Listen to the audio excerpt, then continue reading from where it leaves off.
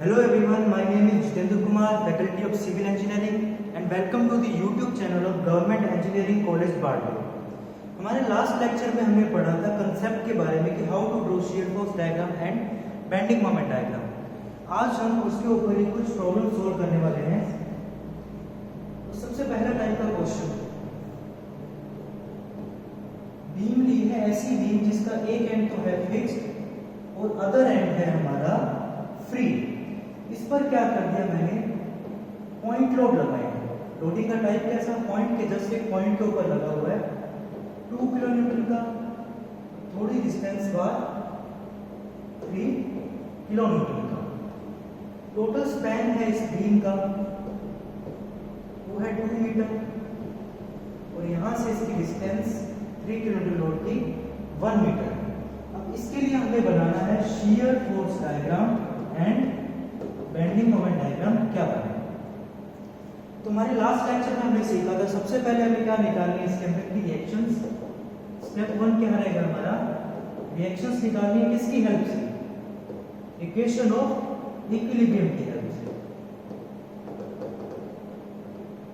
तो क्या होती है equation of equilibrium, all the horizontal forces उनका समेशन करें तो क्या आएगा 0, सारे के सारे वर्टिकल फोर्सेस का समेशन करेंगे 0 और मोमेंट निकालेंगे किसी एक पॉइंट के रिस्पेक्ट में उनका सॉल्यूशन करेंगे तो वो आएगा 0।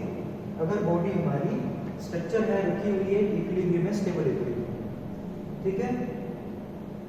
तो यहां क्या किया हमने, रिएक्शन अज्यूम कर ली।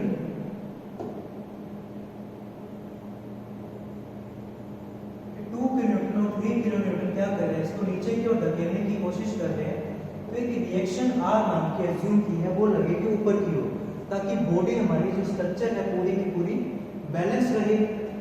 अब क्या कहते हैं, साइन कन्वेंशन हमने क्या यूज किया, हालांकि आप यहाँ पर कोई भी साइन कन्वेंशन यूज कर सकते हो कि R को अगर अपवर्ड साइड में पॉजिटिव ले रहे हो, इसको यहाँ लिख देते हैं, R को अगर अपवर्ड साइड में आप क्या ले रहे हो पॉजिटिव, तो 3 किलोन्यूटन डाउनवर्ड हो गया नेगेटिव, उसके साथ ही 2 किलोन्यूटन भी क्या हो जाएगा नेगेटिव।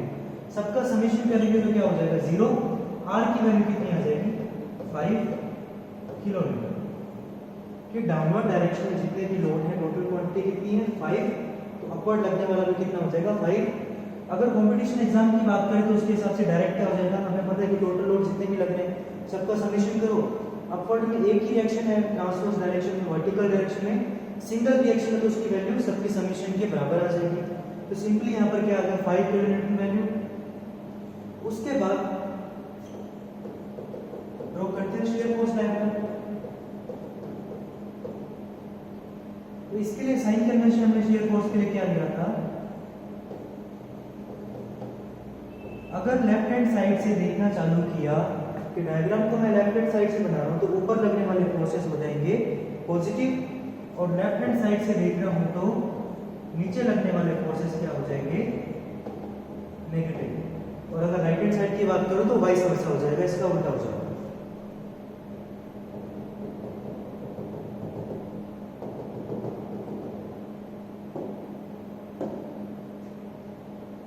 शियर फोर्स डायग्राम के लिए यहाँ पर हमें क्या करना है, कोऑर्डिनेट सिस्टम प्रोवाइड करना है कि बीच में 0 है, ऊपर हम पॉजिटिव मानकर चल रहे हैं, नीचे नेगेटिव मानकर चल रहे हैं।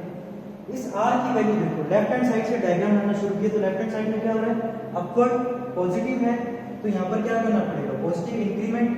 कितना इंक्रीमेंट करना है 5 किलोन्यूटन का, तो कर दो यहाँ पर 5 किलोन्यूटन।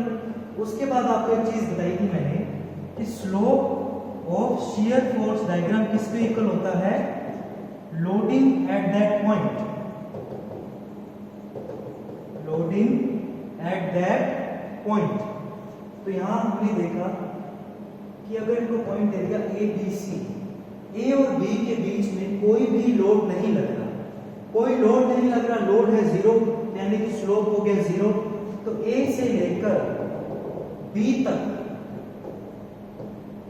स्लोप 0 यानी कि क्या बनेगी, एक हॉरिजॉन्टल लाइन। तो शियर फोर्स कांस्टेंट रहेगा, ना इंक्रीज हुआ ना डिक्रीज हुआ, कितना रहा कांस्टेंट। उसके बाद उसमें 3 किलोमीटर लेफ्ट हैंड साइड से ही देखते हुए बना रहे हैं क्योंकि डायग्राम कब शुरू कर दिया लेफ्ट हैंड साइड से।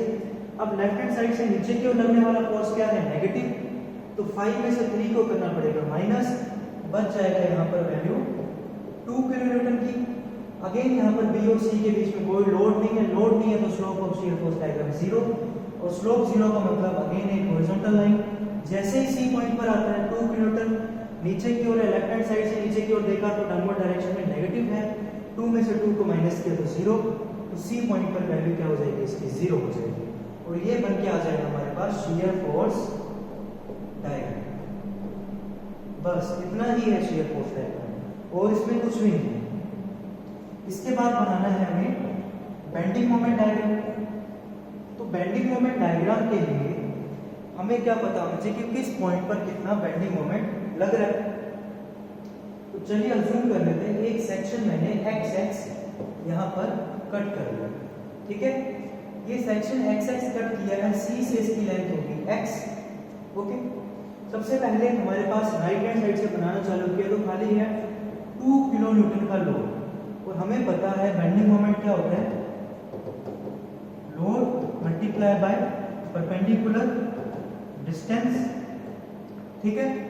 तो अप टू बी, सी से बी की ओर जा रहे हैं, अप टू बी सिर्फ और सिर्फ 2 किलो न्यूटन लग रहा है। तो अगर मैं बेंडिंग मोमेंट की इक्वेशन भी लिखता हूँ एक्स एक्स सेक्शन के लिए तो क्या बन जाएगी मेरे पास, इस 2 किलो न्यूटन के कारण लगने वाला, ठीक है, और डिस्टेंस कितनी है, परपेंडिकुलर डिस्टेंस x है तो लगा दी x, तो बेंडिंग मोमेंट मेरे पास कितना आ जाएगा 2x, कितना आएगा 2x। कहां तक आएगा, up to section B, to B। तो इसकी वैल्यू निकालूं मैं, बेंडिंग मोमेंट यहाँ पर अगेन 0, ऊपर पॉजिटिव नीचे नेगेटिव। तो यहाँ से बनाना शुरू किया, 2 किलो न्यूटन है, ठीक है, x लगा रहा है तो 2x है। ये x की टोटल लंबाई कितनी हो सकती है अप टू b तक, टोटल 2 मीटर थी, यहाँ पर 1 मीटर है तो बचेगा 1। Up to b maximum bending moment कितना आ जाएगा 2 kilo newton metre. Bending moment की यूनिट क्या आ जाती है, न्यूटन मीटर। किलो न्यूटन में लोड लिया इसलिए इसकी टोटल यूनिट क्या होगी, किलो न्यूटन मीटर। और अगर इक्वेशन से भी हम देखें तो कैसे आ जाएगा, 2x है, ओके। x की मैक्सिमम लंबाई अप टू b तक कितनी हो जाएगी 1 मीटर, तो रखा 2 multiply by 1, 2 kilo newton metre. कहां तक आ रही है, अप टू b तक आ रही है। सिंपली इसको सोल्व किया, यहां रखा। और ये स्ट्रेट लाइन ही क्यों आई, दो तरीके देखते हैं इसके। पहला तरीका तो क्या है, इक्वेशन कैसी दिख रही है, एक स्ट्रेट लाइन की x की पावर 1 है, यानी कि एक स्ट्रेट लाइन की इक्वेशन है। यहां से भी कंपैरिजन कर सकते हैं, y mx + c, जो लीनियर इक्वेशन हम पढ़ते थे, इसमें c इंटरसेप्ट यहाँ पर 0 होगी, इसलिए देखो यहाँ पर एकदम 0 से स्टार्ट हुआ है। उसके बाद 2 इसका स्लोप हो गया, फिर यहाँ पर आ गया इसका स्लोप। मैक्सिमम लंबाई x के इक्वल टू 1 तक कितनी आ जाएगी, 2 किलो न्यूटन मीटर। तो यहाँ से कंपैरिजन हो गया। और दूसरा तरीका क्या हो जाएगा, slope of bending moment diagram क्या होता है, shear force at that point, उस पॉइंट पर लगने वाला शियर फोर्स कितना होगा, उसके हिसाब से शियर फोर्स क्या है कांस्टेंट, तो स्लोप क्या आना चाहिए कांस्टेंट। कांस्टेंट स्लोप का मतलब क्या होता है, एक हॉरिजॉन्टल लाइन, क्योंकि अगर स्लोप चेंज होता रहता है, जैसे कि एक मैंने कर्व में लाइन बना दी है, तो स्लोप यहाँ पर कुछ अलग है, यहाँ पर कुछ अलग है, ठीक है।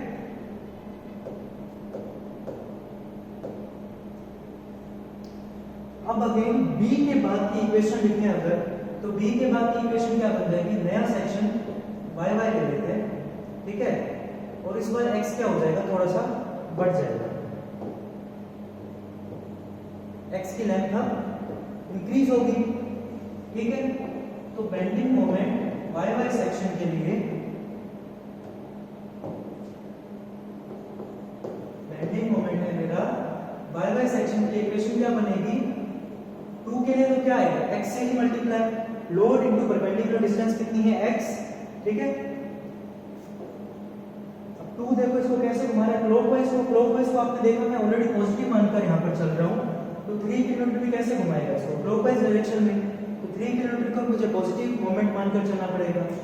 तो 3 को मल्टीप्लाई करूंगा, x से मल्टीप्लाई नहीं करूंगा, टोटल है x में, x में से कितना कम हो गया 1 मीटर, इसलिए 3 को मल्टीप्लाई करूंगा x - 1 से, ठीक है। नेक्स्ट इक्वेशन बन के आएगी अप टू a तक, कौन सी वाली बन के आ जाएगी, बेंडिंग मोमेंट y y पर 2x + 3 ब्रैकेट में x - 1, सिंपली x की वैल्यू रखो, कितनी रखें वैल्यू, मैक्सिमम वैल्यू कितनी है 2, ठीक है, तो यहाँ रखा 2 2 4 और कितना हो जाएगा 2 - 1 1 बचेगा, 3 को 1 से मल्टीप्लाई करेंगे तो 3 4 + 3 कितना हो जाएगा 7। यहाँ पे बेंडिंग मोमेंट की वैल्यू कितनी आ जाएगी फाइनली 7 किलो न्यूटन मीटर। अब एक चीज नोटिस करनी है, यहाँ पर जो इसका स्लोप बनेगा, इस वाली का स्लोप इससे ज्यादा है, ठीक है, इसका स्लोप ज्यादा हो जाएगा। अगर ये कुछ इस डायरेक्शन में स्लोप है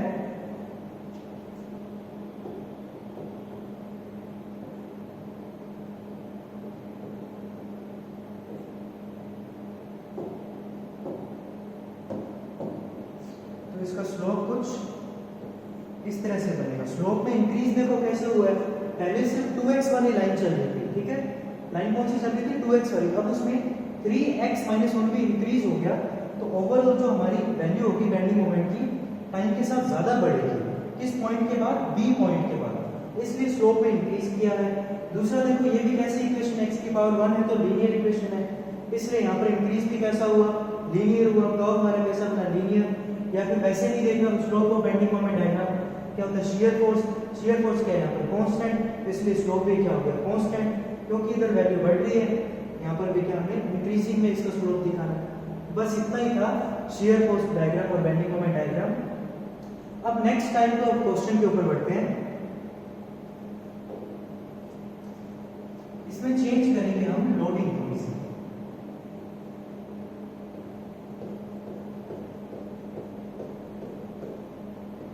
इस बार जो लोडिंग दे रहे हैं वो है यूबीएम, यानी कि यूनिफॉर्मली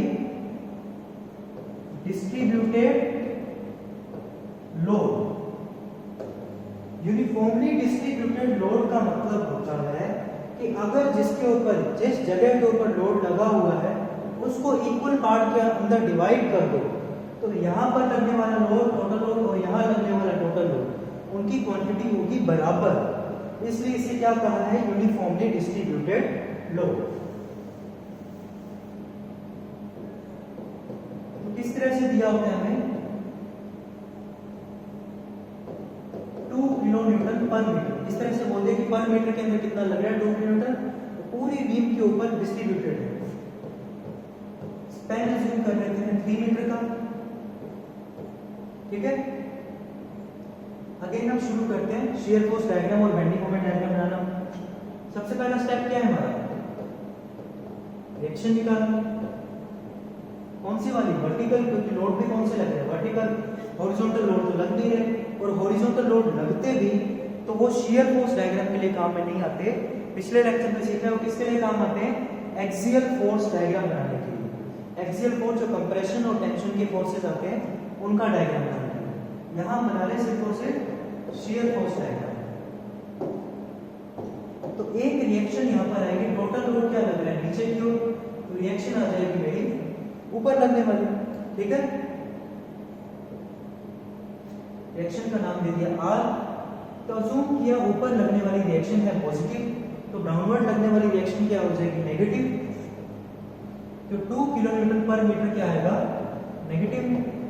अब क्योंकि मुझे तो लोड चाहिए, ठीक है, यूनिफॉर्मली डिस्ट्रीब्यूटेड लोड नहीं चाहिए, मुझे रिएक्शन का टोटल लोड चाहिए जो कि किसमें होगा किलो न्यूटन में, और यहाँ पर तो क्या है किलो न्यूटन पर मीटर। तो आपको पता है जब भी दो क्वांटिटीज को आप माइनस करते हो तो उनका डायमेंशन सेम होना चाहिए, इसका किलो न्यूटन है इसका किलो न्यूटन पर मीटर, माइनस नहीं कर सकते। सेम करना है तो किससे मल्टीप्लाई करना पड़ेगा, किसी लेंथ से। किस लेंथ के ऊपर डिस्ट्रीब्यूटेड है 3 मीटर की लेंथ के ऊपर, यानी कि 1 मीटर में अगर 2 किलो न्यूटन है तो 3 मीटर में कितना होगा 6 किलो न्यूटन। या फिर यहाँ पर ऐसे सिंपली आप रख के मीटर से मीटर कैंसिल आउट, 3 × 6 और इनका टोटल समेशन करना है 0। आर की वैल्यू कितनी आ जाएगी 6 किलो न्यूटन, क्योंकि मुझे आर की वैल्यू किसमें चाहिए किलो न्यूटन में, इसलिए क्या आ गई 6 किलो न्यूटन यहाँ पर। तो भाई 6 किलो न्यूटन। अब इसी से क्या बन जाएगा हमारा शियर फोर्स डायग्राम।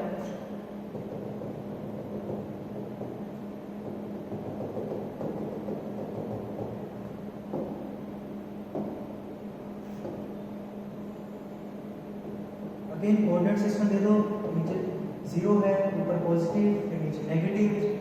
इंक्रीज करना है, देखो कितना इंक्रीज करना है, 6 किलोमीटर का। कितना इंक्रीज करना है, 6 किलोमीटर। अगेन नोमेनक्लेचर में हमने जो पढ़ा था उसके साथ में साइन कन्वेंशन, साइन कन्वेंशन में क्या था कि अगर लेफ्ट हैंड साइड से देखा तो ऊपर की ओर लगने वाले फोर्स क्या है, पॉजिटिव। लेफ्ट हैंड साइड से कर दिया ऊपर की ओर पॉजिटिव, कितना इंक्रीज हुआ, 6 किलोमीटर का। फिर उसके बाद क्या है, टोटल बीम के ऊपर कितना डिस्ट्रीब्यूटेड है, 2 किलोमीटर पर मीटर, यानी कि 1 मीटर के ऊपर 2 किलोमीटर है तो 3 मीटर के ऊपर 6। तो हमें पता है कि यहाँ पर आते आते टोटल लोड तो क्या हो जाएगा, 0। ठीक है, टोटल लोड क्या हो जाएगा यहाँ पर आते आते 0। लेकिन अब इसका कर्व इस तरह से बनेगा, इस तरह से बनेगा, इस तरह से बनेगा, या फिर ऐसा बनेगा। इन चारों में से कौन सा बनाएगा, 1 2 3 या 4? तो वो चीज हमें कौन बताता है, हमारा again slope of shear force diagram क्या होता है, लोड एट दैट पॉइंट, है ना, उस पॉइंट पर लोड किस टाइप का है वो कौन बताता है हमें, शियर फोर्स डायग्राम का स्लोप बता देगा।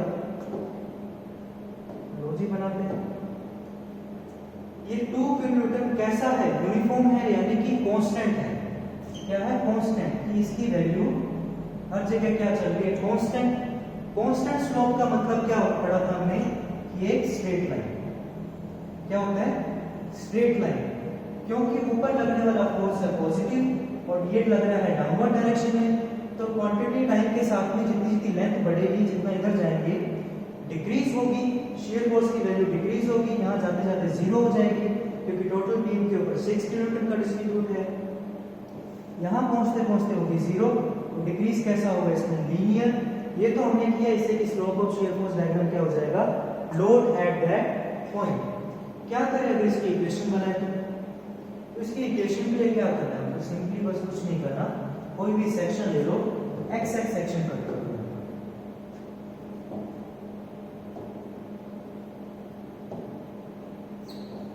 ये एक्स एक्स सेक्शन आपने कट कर लिया, डिस्टेंस ले लो इसकी x, ठीक है। ये लोड कितना था, 6 किलोन्यूटन। शियर फोर्स के लिए इक्वेशन लिख रहा हूं एक्स एक्स पॉइंट पर, तो क्या हो जाएगी, 6 किलोन्यूटन माइनस कितना माइनस होगा, क्योंकि 2 किलोन्यूटन तो नीचे की ओर लग रहा है, तो डाउनवर्ड डायरेक्शन में क्या हो जाएगा, नेगेटिव। ये वाला डाउनवर्ड नहीं देखना आपको, यहाँ से देखना है कि लेफ्ट से एक बार बनाना चालू कर दिया तो ऊपर लगने वाला पॉजिटिव है, तो नीचे लगने वाला ऑटोमेटिकली नेगेटिव हो जाएगा। ये तब काम में आएगा जब आप राइट हैंड साइड से देख रहे होते हैं।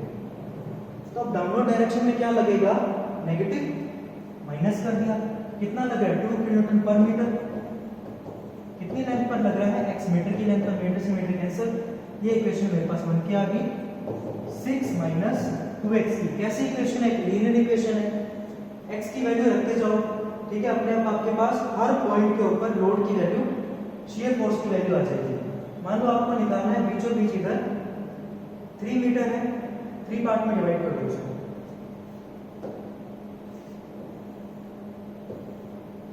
वन मीटर ये, 1 मीटर ये, 1 मीटर ये। आपको इन पॉइंट्स के ऊपर शियर फोर्स की वैल्यू बतानी है। पहला लग रहा है, x की जगह रखो 1 मीटर, तो कितना हो जाएगा, 6 माइनस 2 मल्टीप्लाई बाय 1, 6 माइनस 2 4 आ जाएगा, यानी कि यहाँ पर शियर फोर्स की वैल्यू कितनी होगी, 4 किलोन्यूटन। उसके बाद x इक्वल्स टू टोटल अब कितना होगा यहाँ पर, 2 मीटर, तो x की जगह रखो 2, 2 टू 4, 6 में से 4 गया 2 बचेगा, तो यहाँ पर वैल्यू कितनी आ जाएगी, 2 किलोमीटर अल्टीमेटली 0। और आपने देखा वेरिएशन लीनियर है, तो पर मीटर के अंदर जो वेरिएशन आ रहा है कांस्टेंट आ रहा है, पहले 0 से 2, 2 से 4, 4 से 6 किलोमीटर का।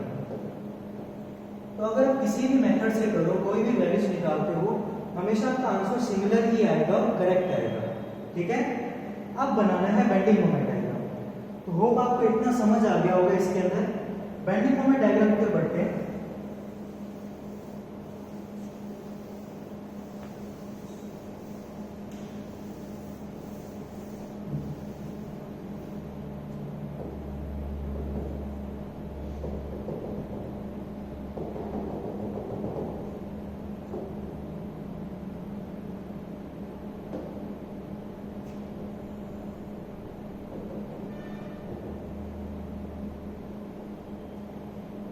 बेंडिंग मोमेंट डायग्राम इधर से समझा रहा हूँ थोड़ा आपको।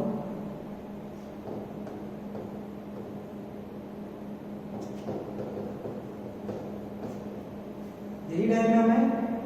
अगेन सेक्शन हमने ले लिया कोई एक्स एक्स सेक्शन, यहाँ से डिस्टेंस कितनी होगी, एक्स होगी। तो राइट हैंड साइड से बना रहा हूँ 2 किलो न्यूटन पर मीटर, ठीक है। उस लोड की वैल्यू कितनी हो जाएगी, क्योंकि बेंडिंग मोमेंट का फॉर्मूला हमें क्या पता है, लोड या force multiply by perpendicular distance.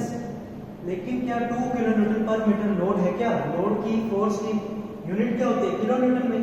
इसे चेंज करना है पहले किलो न्यूटन के अंदर, तो मल्टीप्लाई करेंगे x मीटर से, कि ये 2 किलो न्यूटन किसके ऊपर डिस्ट्रीब्यूट है, x मीटर के ऊपर। तो मल्टीप्लाई कर दिया, लो जी x मीटर से मीटर कैंसिल। अब बना है ये लोड, ठीक है। उसके बाद जो ये लोड है कुछ इस तरह से सेगमेंट लिया मैंने हल्का सा, x डिस्टेंस के ऊपर डिस्ट्रीब्यूट लोड है, इस तरह का दिखता है, रेक्टेंगुलर लोड मान लो आप इसको। तो ये टोटल लोड यूनिफॉर्मली डिस्ट्रीब्यूटेड है, कांस्टेंट है, जो हमने इसके लिए शेयर फोर्स के डायग्राम भी बनाया था पिछली बार।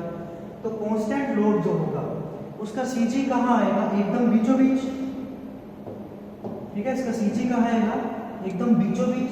तो हमें क्या करना है, सीजी का ही तो काम है, जो सेक्शन आ रहा था, तो सीजी इसे सेक्शन से इसके लोड के सीजी की लेंथ कितनी हो जाएगी, x/2, इसलिए इसको मल्टीप्लाई करेंगे x/2 मीटर से। अब देखो ये डायमेंशन एनालिसिस में भी इसको सेटिस्फाई कर रहे हैं, कितना आ रहा है, किलो न्यूटन मीटर, हमें पता है बेंडिंग मोमेंट की यूनिट भी कितनी होती है, किलो न्यूटन मीटर। 2 को मल्टीप्लाई किया x एंड x/2 से, तो यहाँ पर क्या आ जाएगा 2x²/2, 2 से 2 कैंसिल आउट, इक्वेशन क्या बन के आ जाएगी, x² किलो न्यूटन मीटर। 2 की जगह आप देख लें, अगर यहाँ पर W भी होता, कोई W मेरे पास लोड है UDL, तो मेरे पास इक्वेशन क्या बन के आ जाती, Wx²/2 किलो न्यूटन मीटर। ये Wx²/2 जो आया है, आप इसको डायरेक्ट यूज कर सकते हो इस इक्वेशन में, क्योंकि इस टाइप की बीम आती है, अगर आपके पास एक कैंटिलीवर बीम है उसके ऊपर यूडीएल लगा हुआ है, तो डायरेक्ट बेंडिंग मोमेंट की इक्वेशन क्या बन के आएगी आपके पास, Wx²/2। अगर आप इसे याद करना चाहते हो याद भी कर सकते हो, और मैं प्रेफर करूंगा कि याद ना करें, सीधा ही इसे सोल्व करें। जैसे हमने x² इसकी इक्वेशन निकाली, और x² आपको पता है कैसे इक्वेशन, एक पैराबोला की इक्वेशन बनेगी, यानी कि इसमें इंक्रीज कैसा होगा, पैराबोला। लेकिन अब इसका स्लोप क्या होगा, इस तरह से इंक्रीज होगा, या स्लोप इसका डिक्रीज होगा। इक्वेशन तो पैराबोलिक बनेगी, ये तो हमें दिखी।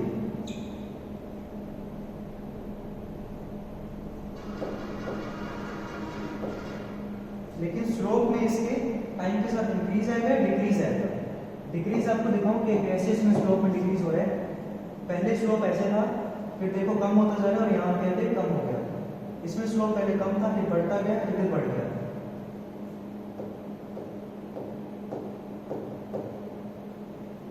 तो इन दोनों में से कौन सा बनेगा, फाइनल वैल्यू तो चलो डायरेक्ट निकाल लेते हैं, कितनी है 3 मीटर के बाद निकालनी है। x की जगह रखो 3, 3 3 क्या हो जाएगा 9 किलो न्यूटन मीटर, तो इसकी फाइनल वैल्यू आ गई। लेकिन दोनों में से ग्राफ कौन सा बना है, तो आपको स्लोप के लिए मैंने क्या बताया था, slope of bending moment diagram क्या होता है, shear force at that point, है ना, क्या है, shear force at that point. इसमें देखिए आप कि शियर फोर्स कितना है, बढ़ रहा है ना। शियर फोर्स क्या हो रहा है, धीरे धीरे, अगर यहां से 0 से ए बी ले लीजिए इनको, बी से ए की ओर जा रहे हैं, तो शियर फोर्स की वैल्यू इंक्रीज हो रही है। शियर फोर्स का मतलब क्या है, बेंडिंग मोमेंट डायग्राम का स्लोप। शियर फोर्स बढ़ रहा है तो स्लोप बढ़ रहा है। स्लोप कौन सी कंडीशन में बढ़ता है, नीचे वाली में। तो फाइनल जो मेरा कर्व बन के आएगा वो कौन सा वाला बन के आ जाएगा, ये वाला। तो बेंडिंग मोमेंट डायग्राम अल्टीमेटली मेरे पास कौन सा बन के आ जाएगा, ये। और अगर किसी पॉइंट पर बीच में आपको वैल्यू निकालनी है, तो सिंपली इस इक्वेशन में x की वैल्यू रखिए, पुट कीजिए, और ध्यान रखिए कि जहां से सेक्शन माना है कि x डिस्टेंस अगर हमने राइट हैंड साइड से ले ली, तो राइट हैंड साइड से इसको 1 2 3 मीटर, 3 मीटर का मतलब क्या हो जाएगा, पॉइंट A पर पहुंचाएंगे। 0 मीटर का मतलब क्या होगा, पॉइंट B पर होंगे। 0 रख के देखो, यहाँ देखो बेंडिंग मोमेंट की वैल्यू क्या आती, 0 आती। तो ये था हमारा कैंटिलीवर बीम के लिए, डिफरेंट टाइप ऑफ प्लॉटिंग के लिए कैसे बन सकता है शियर फोर्स डायग्राम और बेंडिंग मोमेंट डायग्राम। अब क्या हो अगर कॉम्बिनेशन ऑफ लोड आ जाए, यूडीएल और पॉइंट लोड दोनों एक साथ आ जाए तो